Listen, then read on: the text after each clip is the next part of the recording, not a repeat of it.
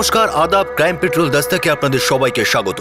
আজ আমরা আপনাদের দেখাচ্ছি কার্পেন্টার হরিশ রাজপুতের খুনের রহস্যের কাহিনীর দ্বিতীয় তথা শেষ ভাগ।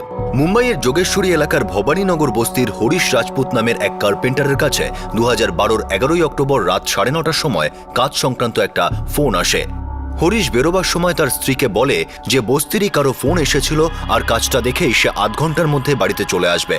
হরিশ যখন সেই ঠিকানায় পৌঁছয় তখন তার সঙ্গে কিছু দুর্ঘটনা ঘটে। রাত 11:30 বেজে যায় আর তার স্ত্রী রেখার দুশ্চিন্তা হতে থাকে। সে হরিশকে ফোন করে কিন্তু হরিশের ফোন সুইচ অফ বলে। হরিশকে যে ফোন করে ডেকেছিল সেই ব্যক্তির নাম্বার হরিশ খবরের কাগজে লিখেছিল। রেখা সেই নাম্বারেও ফোন করে কিন্তু সেই নাম্বারটাও বন্ধ বলছিল। রেখা তার বোন আশার কাছে যায় আর তাকে এবং তার স্বামী রঞ্জিতকে সবকিছু জানায়। তারা সবাই মিলে বস্তির প্রত্যেকটা ঘর তন্ন তন্ন করে খোঁজে কিন্তু হরিশ রাজপুতের কোনো খবর পাওয়া যায় না। ওদের এক প্রতিবেশী অখিল সেও খুঁজতে সাহায্য করে। শেষমেশ তারা পুলিশের কাছে যায়। পুলিশ হরিশের পার্টনার বিনোদ কুলটেকে ফোন করে এটা জানার জন্য যে হয়তো সে জানবে হরিশ কোন কাস্টমারের কাছে গেছে, কিন্তু বিনোদ এই বিষয়ে কিছুই জানতো না। পুলিশ রেখা আর সবাইকেই সকাল পর্যন্ত অপেক্ষা করতে পরামর্শ দেয় কিন্তু হরিশ সকাল পর্যন্ত ফেরে না। পুলিশ এবার হরিশ রাজপুতকে খোঁজা শুরু করে। ফোন রেকর্ড থেকে এটা জানা যায় যে সেই রাতে হরিশকে যেই নাম্বার থেকে ফোন করা হয়েছিল সেই সিম কার্ডটা একদিন আগেই কেনা হয়েছিল আর সিম কার্ডটা দিয়ে মাত্র দুটো নাম্বারেই কথাবার্তা হয়েছিল, হরিশের সঙ্গে আর মহেন্দ্র নামক এক ব্যক্তির সঙ্গে। মহেন্দ্র গোরেগাঁওয়ের এক কাপড়ের ব্যবসায়ী ছিল। তাকে জিজ্ঞাসাবাদের জন্য ডাকা হয়। মহেন্দ্র সেই নাম্বারটাকে চট করে চিনে ফেলে। সে জানায় যে এই নাম্বারটা দীনেশ শর্মা নামে এক ব্যক্তির, যাকে সে একদিন আগেই ভবানীনগরের বস্তির ঘরটা ভাড়া দিয়েছিল। পুলিশ মহেন্দ্রর থেকে দীনেশ শর্মার বিষয়ে বিস্তারিতভাবে জানতে চায় কিন্তু মহেন্দ্রর সঙ্গে দীনেশ শর্মার মাত্র একবারই দেখা হয়েছিল, যখন সে তার কাছে ডিপোজিট আর 1 মাসের ভাড়া অ্যাডভান্স দিতে এসেছিল আর মহেন্দ্র তাকে বাড়ির চাবি দিয়েছিল। সেই সময় দীনেশ শর্মার সঙ্গে এক সঙ্গীও ছিল। হরিশের পার্টনার বিনোদ কুলটেকে আরও একবার ডেকে পাঠানো হয়। পুলিশের সন্দেহ ছিল যে হরিশের নিখোঁজ হওয়ার পিছনে এর হাত থাকতে পারে কিন্তু বিনোদকে নির্দোষ পাওয়া যায়। হরিশের স্ত্রী রেখা, তার বোন আশা, তার স্বামী রঞ্জিত এবং প্রতিবেশী অখিলেশকে পুলিশের নজরদারিতে রাখা হয়। 3 দিন পরে 2012 14ই অক্টোবর গোরেগাঁও ইস্টের একটা খালে হরিশের লাশ উদ্ধার হয়। পোস্টমর্টেম রিপোর্ট অনুযায়ী গলা টিপে তাকে খুন করা হয়েছিল আর প্রায় 72 ঘন্টা আগে তার মৃত্যু হয়। রঞ্জিত পারমার বিনোদ কুলটেকে সন্দেহ করে কারণ হরিশের পার্টনার বিনোদ কুলটে ছাড়া হরিশের মৃত্যুতে আর কারো লাভ হওয়ার ছিল না। পুলিশ বিনোদকে ডেকে পাঠায়, আরও একবার তাকে জিজ্ঞাসাবাদ করে কিন্তু বিনোদের বক্তব্য ছিল হরিশের খুনের সঙ্গে তার কোনো লেনদেন নেই। পুলিশ এই মামলার কোনো দিশা খুঁজে পাচ্ছিল না। হরিশ রাজপুতের খুনের উদ্দেশ্যটা পরিষ্কার হচ্ছিল না তাদের কাছে। হরিশ একজন সাধারণ মোটামুটি কার্পেন্টার ছিল যার সাথে কারো কোনো শত্রুতা ছিল না, কিন্তু দীনেশ শর্মাকে এখনো পুলিশ ধরতে পারেনি।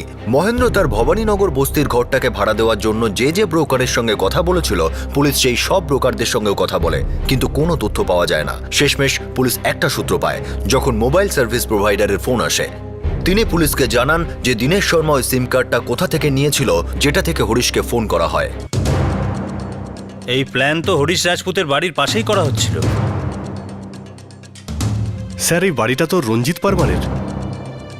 স্যার আপনি আমার কথাটা শুনুন। স্যার ছেড়ে দিন ওকে, স্যার ছেড়ে দিন। কারণ সিম কার্ড কেনার সময় তোমার রেশন কার্ড দেওয়া হয়েছে, এখানে দীনেশ শর্মার নামটা ভুয়ো ভাবে দেওয়া হয়েছে। আমি কিচ্ছু জানি না, আর এসবের মধ্যে আমার রেশন কার্ড কি করে এলো আমি জানি না। হরিশ রাজপুতকে যেই সিম কার্ড থেকে কল করা হয়েছিল সেটা কেনার জন্য কাগজপত্র একটা সূত্র হিসাবে, আশার একটা কিরণ হিসাবে দেখা দেয় কিন্তু শেষমেশ সেটাও বেকার প্রমাণিত হয়। এই ষড়যন্ত্রের জাল যে বিছিয়েছিল সে রঞ্জিত বর্মার বলে মনে হচ্ছিল না, কারণ কেউই নিজের বিরুদ্ধে এত বড় প্রমাণ সামনে রাখবে না। এবার তারপর একটা প্রশ্ন হলো, হরিশ রাজপুতকে মারার জন্য কেউ এত বড় প্ল্যান কেন করবে? মনে হয় না রঞ্জিত পারমার এতে জড়িত। ছেড়ে দাও ওকে। সব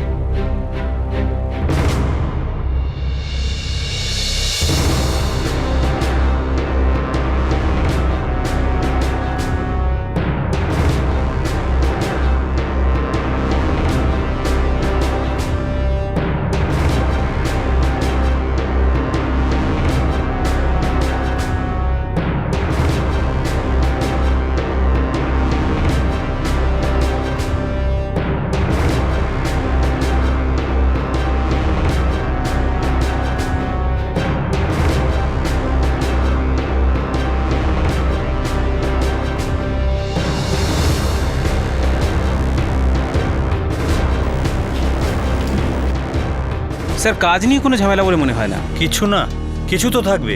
এখন ব্যাপারটা হলো বাইরে থেকে তো সবই ঠিকঠাক লাগে, কিন্তু একটু ভেবে দেখার পর একটা ব্যাপার আমাকে হিট করলো। কি? ওই যে মাস্টার আছে না অখিলেশ, যে রঞ্জিত পারমারের ছেলে কুণালকে টিউশন পড়ায়, ও হরিশ রাজপুতের ছেলে বিশালকে কেন টিউশন পড়ায় না? জিজ্ঞেস করুন কেন। তারপর বল। আগে যেটা হতো সেটা হচ্ছে 1.5 বছর আগে পর্যন্ত দুজনকেই পড়াতো, ঠিক আছে, দুজনকেই একসাথে পড়াতো। তারপর হঠাৎ করে ও বিশালের টিউশন এটা কেন বন্ধ করে দিল? ভাবার বিষয়, ভাবুন ভাবুন। এ হিরো, তারপর বল। আর আমি কিছু জানি না, বস্তিতেও কারোর কোনো আইডিয়া নেই। আচ্ছা, এই হরিশের বউ রেখা, ওর সাথে কারো কোনো অ্যাফেয়ার বা সেরকম কিছু? স্যার সঠিকভাবে বলা তো মুশকিল, কিন্তু হতে পারে হরিশের সাথে কারোর কোনো অ্যাফেয়ার আছে, আবার ওর বউয়েরও চক্কর থাকতে পারে। অখিলেশ সিং, এর ব্যাপারে সবকিছু খবর নাও। কোথা থেকে এসেছে, আগে কোথায় কি করতো, সব কিছু। কারণ ও এখন কি করে সেটাই আমরা শুধু জানি। স্যার, সিম কার্ড নেবার জন্য কেউ আমার রেশন কার্ড ব্যবহার করেছে। দীনেশ শর্মা, কিন্তু এরকম কোনো লোক তো এই বস্তিতে কখনো ছিলই না। মহেন্দ্রবাবু তো বলেই ছিলেন যে এই লোকটা একদিন আগেই ঘর ভাড়া নিয়েছিল।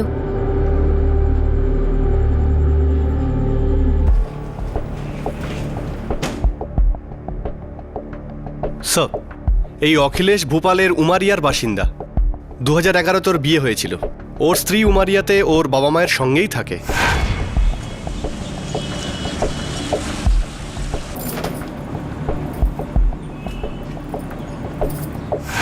অখিলেশ গ্র্যাজুয়েট, ব্যাংকে সেলস এজেন্টের কাজ করে আর টিউশনও করায়। 1.5 বছর আগে হরিশ রাজপুতের ছেলে বিশালের টিউশন দেওয়াও বন্ধ করে দেয় কেন? এক কাজ করো, আশা পারমারকে পুলিশ স্টেশনে ডাকো। বলবে তেমন কিছু নয়, কিছু কথা বলার আছে। স্যার,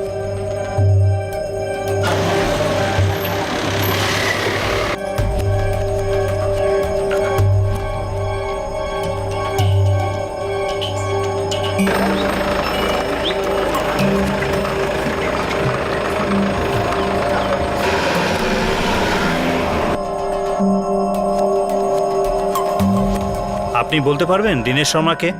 জানি না স্যার, এর আগে আমি এই নামটা কখনো শুনিনি। আচ্ছা, আপনি আর আপনার বোন রেখা রাজপুত অনেকদিন ধরেই একসাথে থাকছেন? হ্যাঁ, প্রায় 11 বছর। মানে বিশাল আর কুণালের জন্ম হওয়ার আগে থেকে? হ্যাঁ। আর এই অখিলেশ কতদিন ধরে বস্তিতে থাকছে? তাও ধরুন 4 বছর হলো। আচ্ছা, এমন কি কোনো কারণ থাকতে পারে যাতে অখিলেশ হরিশকে মারতে পারে? জানি না, কি বলবো, কিন্তু আপনি এটা কেন জিজ্ঞেস করছেন? 1.5 বছর আগে অখিলেশ হরিশের বাড়িতে বিশাল আর কুণালকে পড়াতো, কিন্তু হঠাৎ হরিশ বিশালের টিউশন বন্ধ করে দেয় কেন? প্রথমে লেখো ratio of 15 seconds two 1 minute. লেখো, ঠিক আছে? আর পরের প্রশ্নটা হলো যে 1 মিটার টু 60 সেকেন্ডস। 6 লেখো। আমি সত্যিই কিছু জানি না, কিন্তু হ্যাঁ, একদিন অখিলেশ হঠাৎ করেই বিশালকে পড়ানো বন্ধ করে দিলেন। উনি শুধু কুণালকেই পড়াতেন। এই ব্যাপারে আমি দিদিকে জিজ্ঞেস করেছিলাম, তো দিদি বলেছিল যে বিশালের টিউশনের দরকার নেই, ও নিজের পড়া নিজেই করতে পারে। দেখুন, সোজা কথায় জিজ্ঞেস করছি, সোজাসুজি উত্তর দেবেন। কখনো হরিশ আর অখিলেশের মধ্যে ঝগড়া হয়েছিল? আমি জানি না। আর রেখা আর অখিলেশের মধ্যে কিছু ছিল? আমি কি জানতে চাইছি তার মানে আপনি বুঝতে পারছেন তো? স্যার প্লিজ, আপনি আমার দিদির ব্যাপারে এরকম বলতে পারেন না। ঠিক আছে, আপনি আসতে পারেন। Thank you. আজ্ঞে।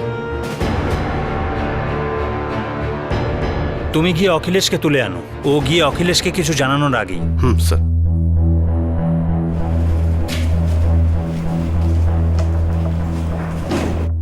হরিশ রাজপুত আর ওর স্ত্রী রেখার মনে হয়েছিল যে ওদের ছেলে বিশাল নিজেই পড়তে পারে, ওরা টিউশনের দরকার নেই। আসল কথা বল অখিলেশ, আসল কথা বল, যা এখনো তুই লুকাচ্ছিস। স্যার, আমি কিচ্ছু লুকোচ্ছি না। স্যার, এটা হতে পারে যে ওরা হয়তো অ্যাফোর্ড করতে পারছিল না। হ্যাঁ, কিন্তু এরকমটা ওরা আমাকে বলেনি। ওখানে তুই 4 বছর ধরে থাকছিস। হরিশ রাজপুত খুব বড় মিস্ত্রি না হলেও খুব দুরবস্থাও ছিল না। প্রথমে তুই কুণালকে পড়াতে আরম্ভ করিস, তার সাথে তুই বিশালকেও পড়াতে আরম্ভ করলি। তারপর একদিন হঠাৎ তোকে বিশালের টিউশন বন্ধ করতে বলা হয় কেন? আপনি কি বলতে চাইছেন? তুই হরিশ রাজপুতকে মেরেছিস।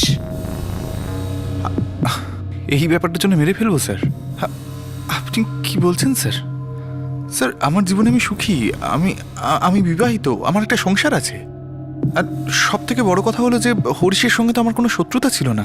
আশা পারমার, রেখা রাজপুতের বোন, বলেছে তোর আর রেখার মধ্যে সম্পর্ক ছিল। তাই হরিশ বিশালের টিউশন বন্ধ করে দেয়।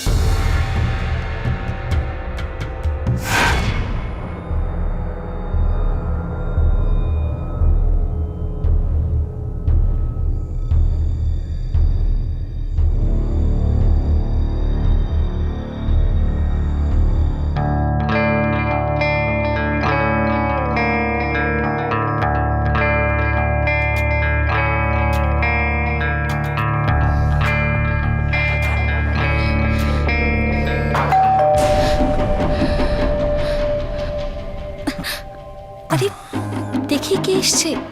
দু মিনিট আসছি। ছাড়ো না অখিলেশ। তাড়াতাড়ি এসো। হ্যাঁ এবার ছাড়ো।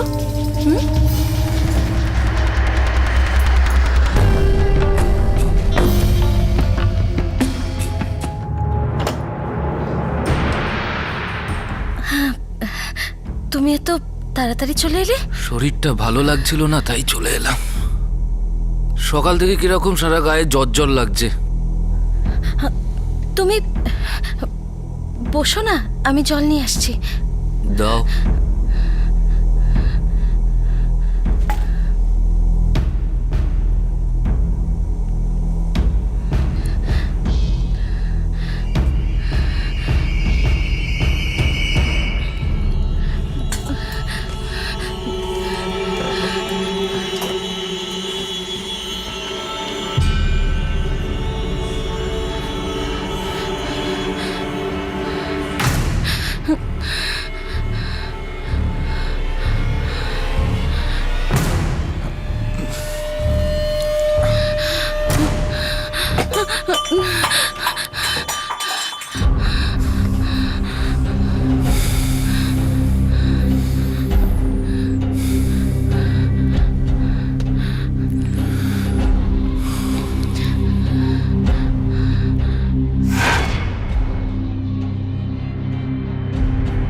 আমি সত্যি বলছি তো অখিলেশ? কিন্তু স্যার, রেখা আর আমার মধ্যে ব্যাপারটা 1.5 বছর আগে হয়ে গেছে। তারপর আমি বিয়েও করেছি স্যার। আর হরিশ জানতে পারার পর থেকে রেখা আর আমার মধ্যে কোনো সম্পর্ক ছিল না স্যার। ভালো, বলতে থাক বলতে থাক। আমি তো আন্দাজে ঢিল ছুঁড়েছিলাম, টেক্কা মেরেছিলাম। এবার তুই সত্যি কথা বলছিস। তোকে টিউশন থেকে বার করে দেওয়ার কারণটাই মাথায় ঢুকছিল না। আর তুই এখনো কুণালকে পড়াস। তার মানে রঞ্জিত আর আশা তোদের দুজনের অ্যাফেয়ারের ব্যাপারে এখনো পর্যন্ত জানেই না। স্যার, রেখার সঙ্গে এই ব্যাপারটা অনেকদিন আগেকার কথা স্যার। আমি যেটা করেছি তার জন্য আমি যথেষ্ট অনুতপ্ত, আর হরিশের কাছে আমি এর জন্য ক্ষমাও চেয়েছিলাম স্যার। তারপর আমি গ্রামে গেলাম, আমার বিয়ে হলো। আর স্যার, তারপর হরিশ আর আমার মধ্যে আর কোনো তিক্ততা ছিল না। এখানেই তো আটকে যাচ্ছি। এই দীনেশ শর্মাকে? স্যার, আমি কোনো দীনেশ শর্মাকে চিনি না। আমি হরিশ রাজপুত, কাঠমিস্ত্রি। হ্যাঁ হ্যাঁ, আসুন আসুন। দীনেশ শর্মা তোর বন্ধু, যাকে কাজের জন্য তুই এখানে এনেছিলি। আমি করিনি স্যার, আমি খুনটা করিনি। ঠিক আছে, তুই ততক্ষণ মুম্বাই ছেড়ে যাবি না যতক্ষণ না আমরা হরিশ রাজপুতের খুনিকে ধরছি। আর মনে রাখিস, আমাদের নজর থাকবে তোর উপর। আন্দাজে হলেও অনুসন্ধানের জন্য নিশানাটা একেবারে সঠিক জায়গায় লেগেছিল। এই খুনটাতে ব্যক্তিগত কারণের আভাস মিলছিল, আর পুলিশ এই ব্যক্তিগত কারণের সঠিক আন্দাজ করে নিয়েছিল। হরিশ রাজপুতের স্ত্রী রেখা আর তার প্রতিবেশী অখিলেশের মধ্যে অ্যাফেয়ার। কিন্তু এখনো পর্যন্ত অখিলেশ আর রেখার এই খুনে অংশগ্রহণের পরিষ্কারভাবে কিছু প্রমাণ পাওয়া যাচ্ছিল না, যাতে এই তদন্ত তার সিদ্ধান্তে বা এন্ডে আসতে পারে।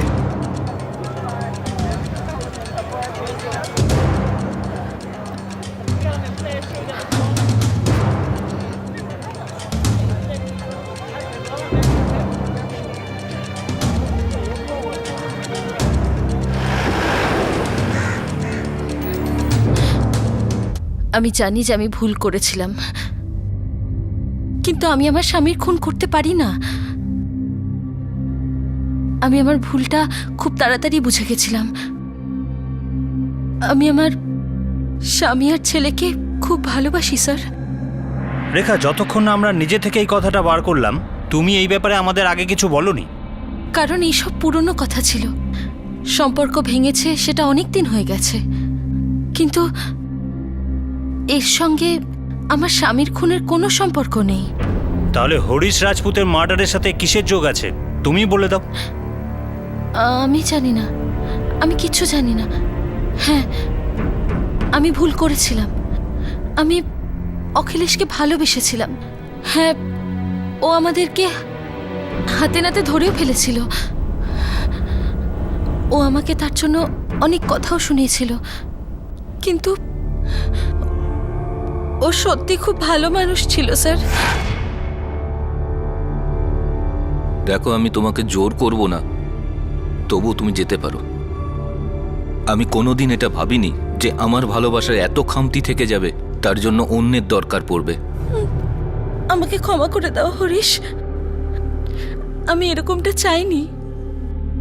আমি এরকম সত্যিই ভাবিনি। তুমি কি চাইছো সেটা তো জানতেই পারলাম।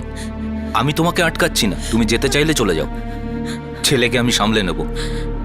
এরপরেও যদি মনে হয় তুমি ওর সাথে থাকবে, তুমি যেতে পারো, থাকো ওর সাথে। কিন্তু একটা কথা মনে রেখো, শুধু তোমার কারণে সবার জীবন নষ্ট হয়ে যাবে। তুমি একবার ছেলেটার কথা ভাবলে না? কি ভাববে ও, যে ওর মা পরপুরুষের জন্য নিজের বাবাকে ছেড়ে চলে গেল, সবকিছু ত্যাগ করলো? এরপরেও কি মনে হয় ও তোমাকে মা বলে ডাকবে?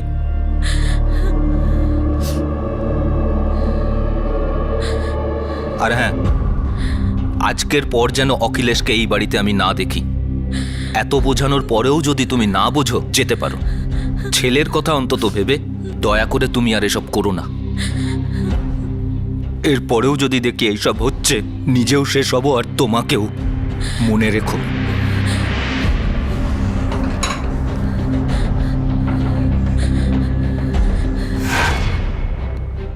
তুমি আবার অখিলেশের কাছে গেলে, হরিশ তোমাদের আবার হাতে নাতে ধরে। আর হরিশ থাকলে তোমরা এই সম্পর্ক চালাতে পারতে না, তাই তোমরা প্ল্যান করলে আর হরিশকে তোমরা রাস্তা থেকে সরিয়ে দিলে। এবার তোমরা তোমাদের সম্পর্ক চালাতে পারছো, কারণ রাস্তা পুরো পরিষ্কার। আর অখিলেশের তো কোনো ব্যাপারই না, ওর বউ গ্রামে থাকে, আর ও এই মুম্বাইতে কি করছে সে তো ওর বউ জানতেই পারবে না। না, অখিলেশের সঙ্গে তো আমি অনেকদিন আগেই সম্পর্ক ভেঙে দিয়েছিলাম স্যার। আমি আমার স্বামীকে মারিনি, আমি মারিনি আমার স্বামীকে। আমি সত্যি মারিনি আমার স্বামীকে স্যার, সত্যি মারিনি। আমি মারিনি আমার স্বামীকে। স্যার, অপরাধের আসল কারণ তো আমরা খুঁজে পেয়েছি, কিন্তু এখনো আমাদের কাছে পুরো ব্যাপারটা পরিষ্কার নয়। এদের দুজনের বিরুদ্ধে আমাদের কাছে একটাও প্রমাণ নেই। এমনকি কল রেকর্ডগুলো দেখলেও দীনেশের সঙ্গে রেখা বা অখিলেশের কোনো যোগসূত্র আছে কিনা সেটা এখনো আমরা খুঁজে পাইনি। আমরা তো তীর ছুঁড়েছি, কিন্তু সেটা সঠিক জায়গায় লেগেছে কি? একটা অতীতকে তো আমরা বার করেছি, কিন্তু হতে পারে এরকম আরও অতীত আছে, বা এরকমও হতে পারে যতটা আমরা ভাবছি তার থেকেও বেশি এই কেসের সাথে দীনেশ শর্মা জড়িত।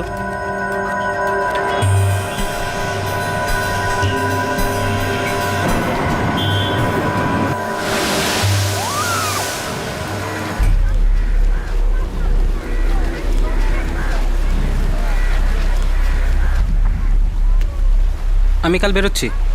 বিয়ে ডিসেম্বরে তো। কিন্তু আমি কোনো রিস্ক নিতে চাই না। পুলিশ খুঁজে বেড়াচ্ছে, আর আমি চাই না যে ওরা এই সমস্ত বুঝুক। তাহলে তোর কি মনে হয় আমারও পালানো উচিত? না, পুলিশ তোর কাছে কোনোদিনই পৌঁছতে পারবে না।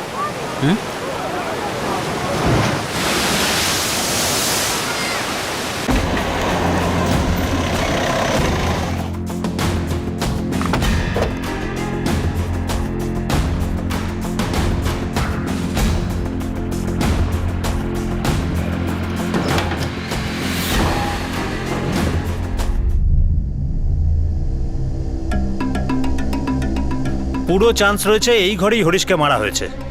এখানেই হয়তো দীনেশ শর্মা আর তার বন্ধু অপেক্ষা করছিল। তারপর ওরা হরিশ রাজপুতকে ডাকে আর গলা টিপে মেরে ফেলে। হরিশ হয়তো রাত 9:30টার দিকে এই বাড়িতে এসেছিল।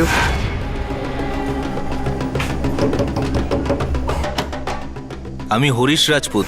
তারপর রাত্রি 11:30 নাগাদ রেখা এই কথাটা তার বোন আশা, তার স্বামী রঞ্জিত আর প্রতিবেশী অখিলেশকে জানায়।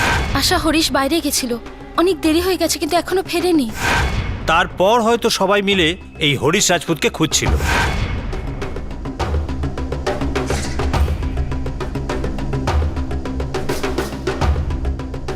স্যার যদি এটা ধরে নিই যে রেখা আর অখিলেশ এর সঙ্গে যুক্ত, তাহলে ওরা এই বাড়িতে নিশ্চয়ই এসেছিল আর দিনেশের সঙ্গে বডিটাকে পুকুরে ফেলে দিয়েছিল, তারপরে ফিরে এসে খোঁজার নাটক শুরু করেছিল। বডিকে পাচার করার জন্য কোনো না কোনো গাড়ি তো ব্যবহার করেছে, যার ব্যবস্থা ওরা আগে থেকেই করে রেখেছিল। হতে পারে ওরা মার্ডারের পরে কাউকে বলে গাড়িটা আনিয়েছিল।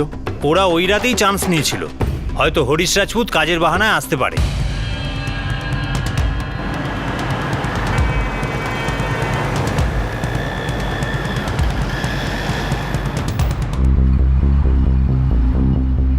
দিনের বেলা ট্রাফিকের কারণে এখানে আসতে আধ ঘন্টা লাগলো, রাতে তো মনে হয় ওদের 15 মিনিটও লাগেনি। আর সহজেই হয়ে যায়। অখিলেশ আর রেখার কাছে মেসেজ যায় যে কাজটা হয়ে গেছে, আর ওরা মিথ্যে খোঁজাখুঁজি আরম্ভ করে।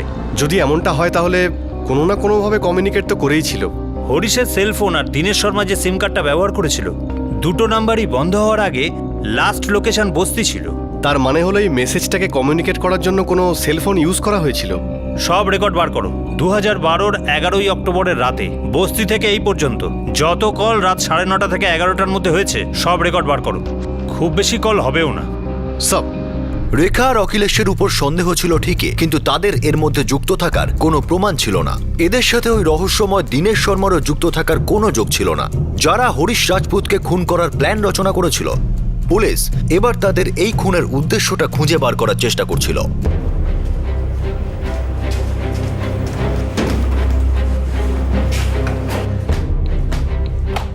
এগারোই অক্টোবর 2012 রাত 9:30 থেকে 11টার মধ্যে বস্তি থেকে পুকুর অবধি 5,500 সিম অ্যাক্টিভেট ছিল। এর থেকে আমাদের এমন নাম্বার বার করতে হবে যার মুভমেন্ট বস্তি থেকে ওই পর্যন্ত ছিল। সব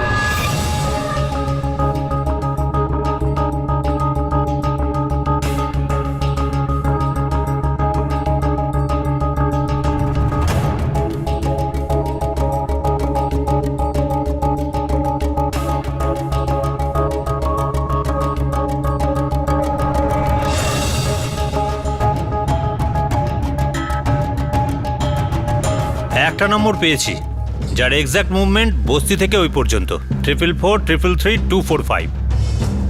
তীর ছুরি, হয়তো মাছের চোখে লেগে যেতে পারে। এই নাম্বারের ডিটেল ইনফরমেশন বার করো। সব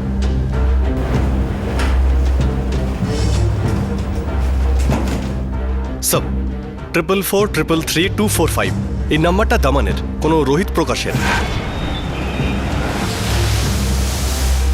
রোহিত প্রকাশ হতে পারে, এটাই দীনেশ শর্মার সেই অচেনা বন্ধু।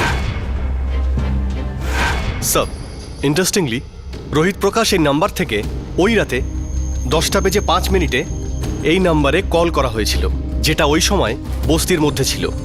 দারুণ ব্যাপার।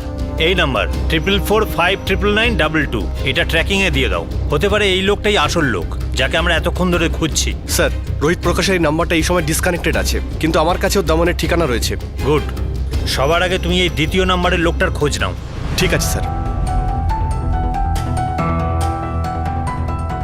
স্যার 444-599-22 এটা প্রিপেড নাম্বার।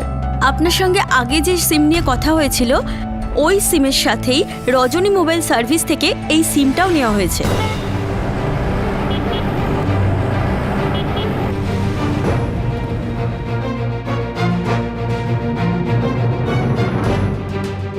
স্যার এই সিম কার্ডটাও ওই একই অ্যাড্রেসে দীনেশ শর্মাই নিয়েছে।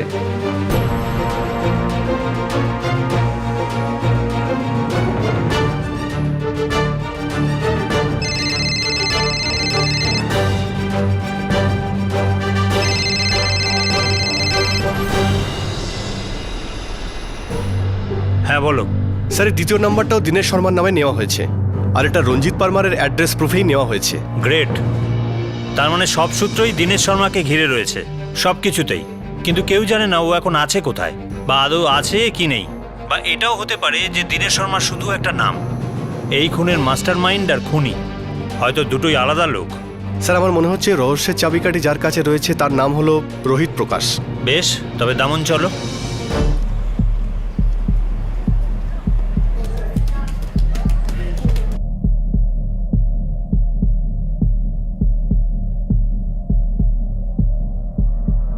আশা, বলছি অখিলেশ আর রেখার ব্যাপারে তো আমি কিছু জানতামই না। তুমি জানতে কিছু? না, জামাইবাবুও কখনো কিছু বলেনি। আর দিদি আর অখিলেশ কেনই বা বলতে যাবে? আচ্ছা, কোথাও এমন কিছু নেই তো যেটা শুধু আমি জানি না, বা বা আমরা দুজন জানি না? তুমি কি বলতে চাইছো? না, কিছু না, থাকে।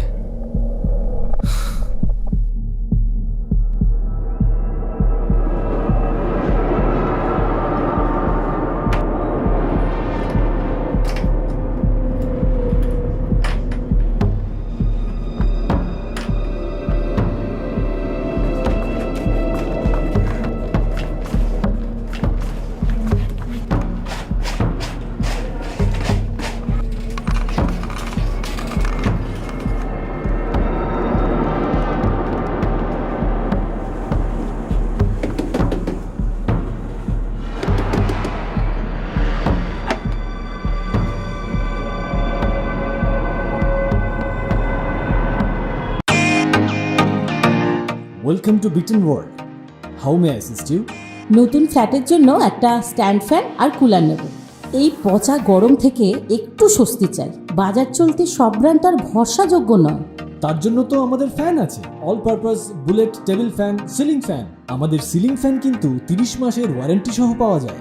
আছে ফারাটা 2 বছরের ওয়ারেন্টি, 17 থেকে 20 মিটার এয়ার ফ্লো, মধ্যবিত্তের সাধ্যের মধ্যে একমাত্র ভরসাযোগ্য ব্র্যান্ড বিটেন। আমাদের কুলারের কিন্তু অনেক range, 45 litres, 50 litres, 70 litres, 90 litres, 110 litres. Honeycomb সহযোগে বিটেনের সব কুলারের ওয়ারেন্টি 1 বছর। চেনা হাওয়ায় অচেনা অনুভূতির জন্য একমাত্র আদর্শ বিটেন। গরমে স্বস্তি পেতে বিটেনের ফ্যান হোক বা কুলার, আজই আনুন বাড়িতে। Beaten, digitally years.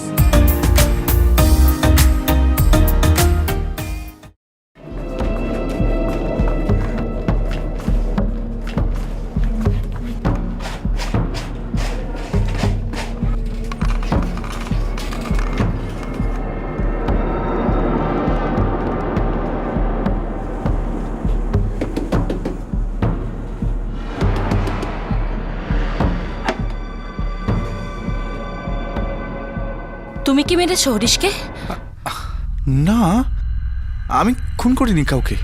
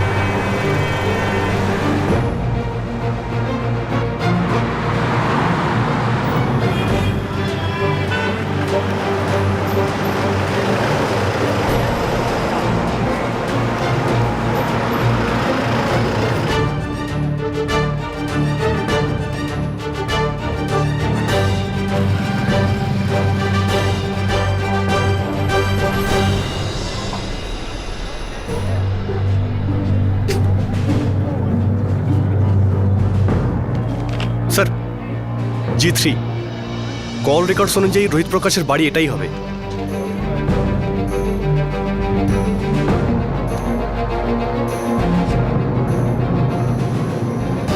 দাদা, আপনি রোহিত প্রকাশকে চেনেন? যে এই বাড়িটাতে থাকে, হ্যাঁ। যে কাঠের কাজ করে, সে তো? হ্যাঁ, ওই কোথায় গেছে ও? হয়তো গ্রামে গেছে, ওর বিয়ে হবে শুনেছি। আচ্ছা, তা গ্রাম কোথায় আপনি জানেন কি? না, ঠিক জানি না, তবে ওর এক বন্ধু আছে ভূপেশ, ওর সাথে এখানেই থাকে। Thank you.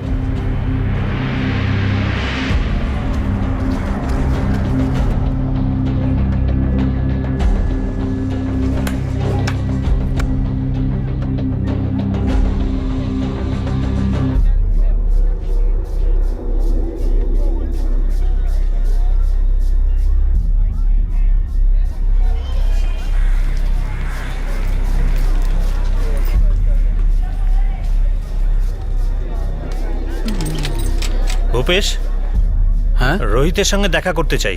কোথায় ও? রোহিত? কে রোহিত? আমি কোনো রোহিতকে চিনি না। এসব কি? এই, তার মানে তুই রোহিতকে খুব ভালো করেই চিনিস। আমি সত্যি sir sir sir sir sir sir আমি বলছি এবার নিশ্চয়ই তোর মনে পড়েছে যে রোহিত কে আর ও এখন কোথায় আছে। Sir sir sir sir sir Rohit বিয়ে করতে গেছে স্যার। এই দীনেশ শর্মাকে আর এই রোহিত আর দীনেশের মধ্যে সম্পর্ক কি? Sir sir sir sir sir sir আসলে দীনেশ শর্মা বলে কেউ নেই স্যার, রোহিতই দীনেশ শর্মা সেজেছিল। হ্যালো, হরিশদা, আপনি তো কই এলেন না? হ্যাঁ কে বলছেন? দীনেশ শর্মা বলছি। সন্ধেবেলায় আপনার সাথে কথা হলো না কাজের জন্য? এখানেই আপনার বস্তিতে থাকি। গুড, আমরা ঠিকই ধরেছিলাম, এটা রোহিতই হবে। এবার শুধু এইটুকু বল, এই রোহিতটাকে এখন আছে কোথায় আর ওর গ্রাম কোথায়? উমারিয়া, ভোপালের কাছে। স্যার, এই অখিলেশ ভোপালের উমারিয়ার বাসিন্দা। উমারিয়া? স্যার, এই অখিলেশ তো ওই গ্রামেরই বাসিন্দা। এবার সব সূত্র একটু একটু করে জুড়তে শুরু করেছে। শোনো, আমার মনে হচ্ছে তীরটা একদম সঠিক জায়গায় গিয়েই লাগবে।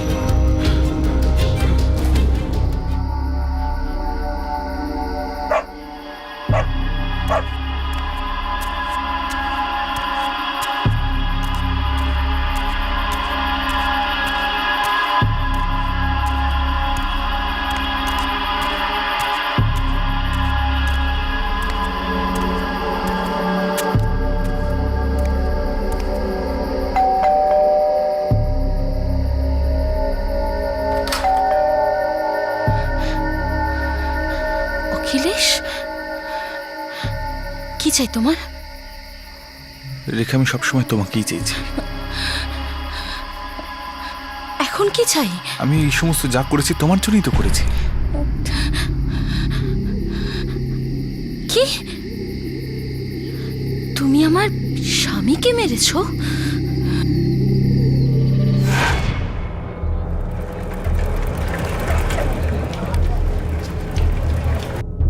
আমি তোমাকে ছাড়া বাঁচতে পারবো না। অখিলেশ, আমি কারো স্ত্রী, একটা বাচ্চার মা। আমি, আমার ঘর সংসার আছে। দেখো, আমাদের মধ্যে যা কিছুই হয়েছে সেটা ভুলে যাও। ভুল হয়ে গিয়েছিল আমার, অন্যায় করেছি আমি। ব্যাস ব্যাস, এবার সবকিছু ভুলে যাও। আর তাছাড়া তোমারও তো বিয়ে হয়ে গেছে। দেখো, যা হয়ে গেছে তা হয়ে গেছে। আমি আমার স্বামী আর ছেলেকে ছাড়তে পারবো না। আমার দিকে তাকিয়ে বলো, তুমি আমাকে ভালোবাসো না? আমি তোমাকে ভালোবাসি না। ব্যাস, চলে যাও এখান থেকে।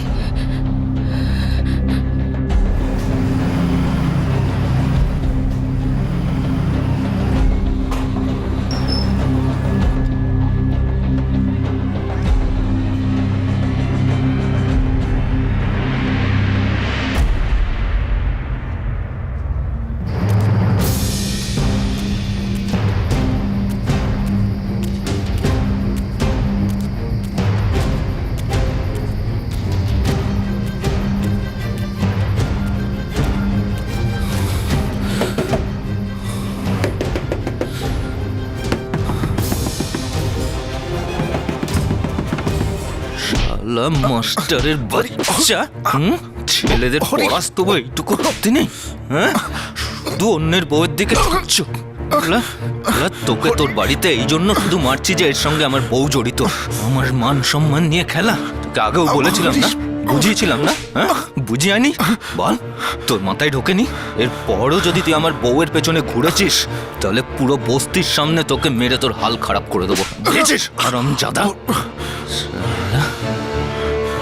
আর শোন, এরপর কিন্তু আর তোকে বোঝাবো না, ডাইরেক্ট পিঠাবো, বুঝেছিস?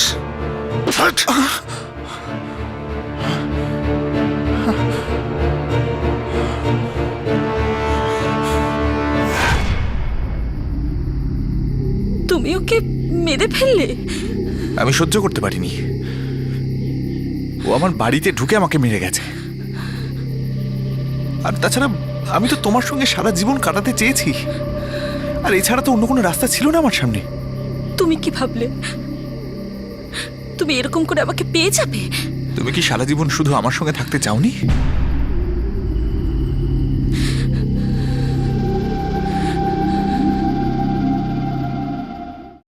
তুই কি ভেবেছিলি যে তুই কখনো ধরা পড়বি না? কি ভেবেছিলি যে হরিশকে মারলে ওর বউ তোর হয়ে যাবে? প্রতিশোধ নিতে চেয়েছিলাম আমি, আমার অপমানের উত্তর দিতে চেয়েছিলাম। আরে মাস্টার ছিলি, বাচ্চাদের যদি শিক্ষা দিতিস তো তোর সম্মান বজায় থাকতো। এতদিন বাচ্চাদের তুই যা শিখিয়েছিস তার থেকে তুই কিছু শিখেছিস? আমি রেখাকে বিয়ে করতে চেয়েছিলাম।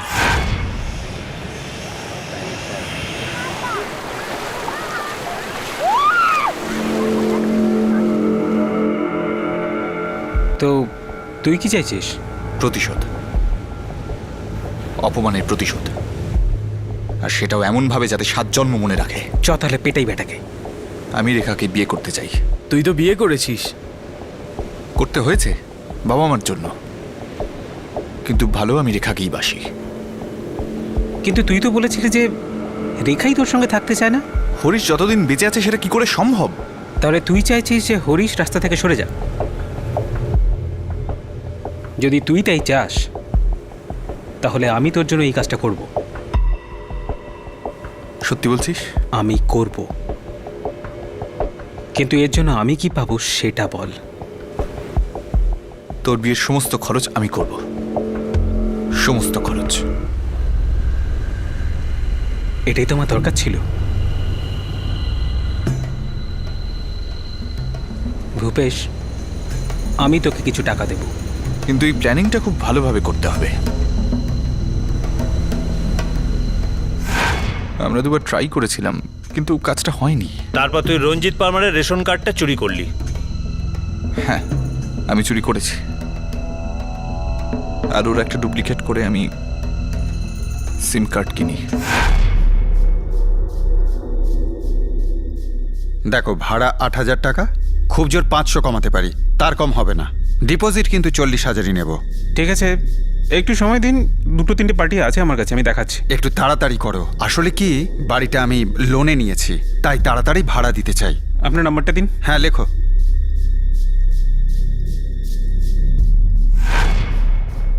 দীনেশ শর্মার নামে আমি সিম কার্ডটা পেয়ে যাই। তারপর রোহিত মহেন্দ্রকে ফোন করেছিল, আর ওই রাতে হরিশ রাজপুতকে ডেকে ওকে মেরে ফেলা হয়।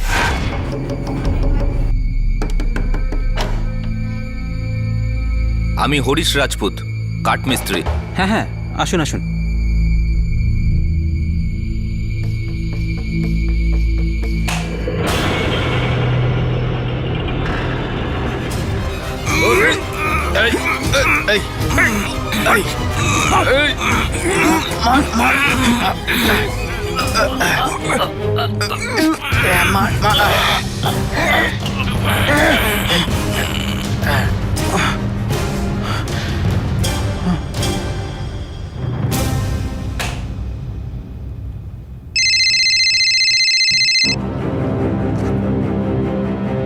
হ্যাঁ রোহিত, কাজ হয়ে গেছে। আচ্ছা আচ্ছা, তুই আগে ফোন থেকে সিমটা বার কর, ওকে? আর আমি এক্ষুনি আসছি ওখানে।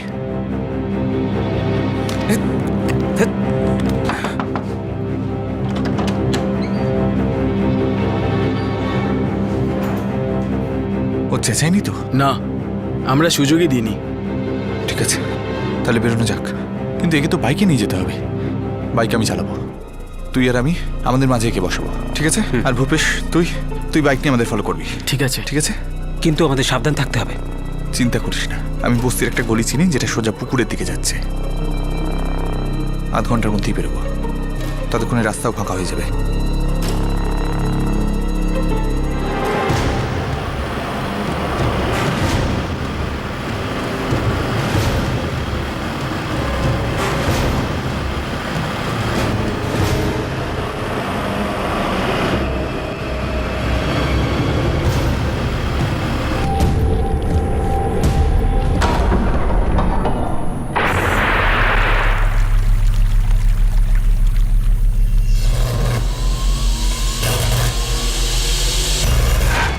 আমরা ওর লাশটা পুকুরে ফেলে দিয়ে বাড়ি ফিরে আসলাম। আর বাড়ি এসে হরিশ রাজপুতকে খুঁজতে শুরু করলি।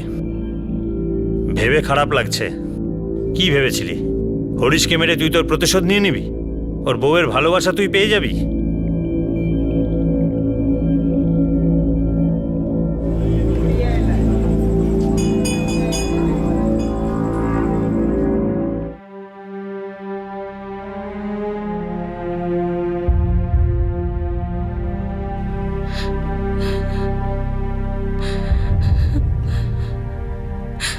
রোহিত